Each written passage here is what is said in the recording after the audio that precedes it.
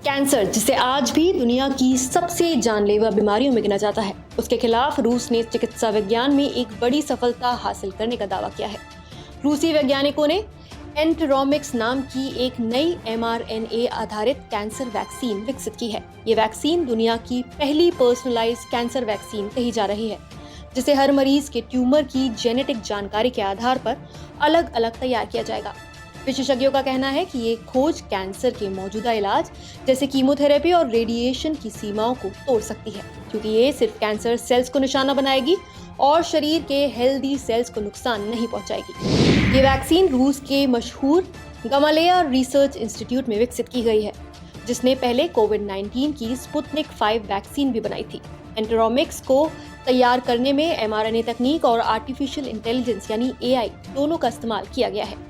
वैज्ञानिक मरीज के ट्यूमर का सैंपल लेकर उसकी जेनेटिक संरचना का विश्लेषण करते हैं और फिर AI की मदद से उसी हिसाब से वैक्सीन डिजाइन की जाती है। ये पूरी प्रक्रिया सिर्फ एक हफ्ते में पूरी हो सकती है। वैक्सीन शरीर की इम्यून सिस्टम को ट्रेन करती है ताकि वो कैंसर सेल्स को पहचान सके और फिर साइटोटॉक्सिक लिम्फोसाइट्स नामक खास सफेद रक्त कोशिकाएं उन सेल्स को नष्ट कर दें।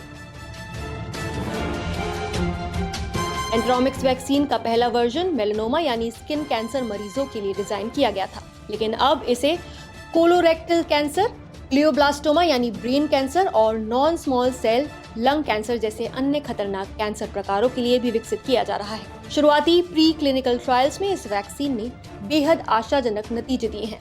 रिपोर्ट्स के अनुसार इसने ट्यूमर की वृद्धि को धीमा किया है और कई मामलों में उसे छोटा करने या पूरी तरह खत्म करने में सफलता पाई है। रूस के स्वास्थ्य मंत्रालय ने जानकारी दी है कि आने वाले महीनों में इस वैक्सीन के इंसानों पर क्लिनिकल ट्रायल्स शुरू होंगे। ये ट्रायल मॉस्को के 2 बड़े कैंसर संस्थानों हर्जन रिसर्च इंस्टीट्यूट और ब्लोकिन कैंसर सेंटर में होंगे। अगर ये सफल रहते हैं तो रूस के लगभग 40 लाख कैंसर मरीजों के लिए ये वैक्सीन नई उम्मीद बन सकती है। मंत्रालय का कहना है कि अगर सुरक्षा और प्रभावशीलता साबित हो जाती है तो वैक्सीन को मरीजों को मुफ्त उपलब्ध कराया जाएगा। हालांकि इसकी अनुमानित कीमत 24 से 25 हजार रुपए प्रति डोज हो सकती है। ये खोज रूस के लिए ही नहीं बल्कि पूरी दुनिया के लिए अहम है। फिलहाल WHO के अनुसार हर साल लगभग 2 करोड़ नए कैंसर केस सामने आते हैं और लगभग 1 करोड़ मौतें इस बीमारी से होती हैं।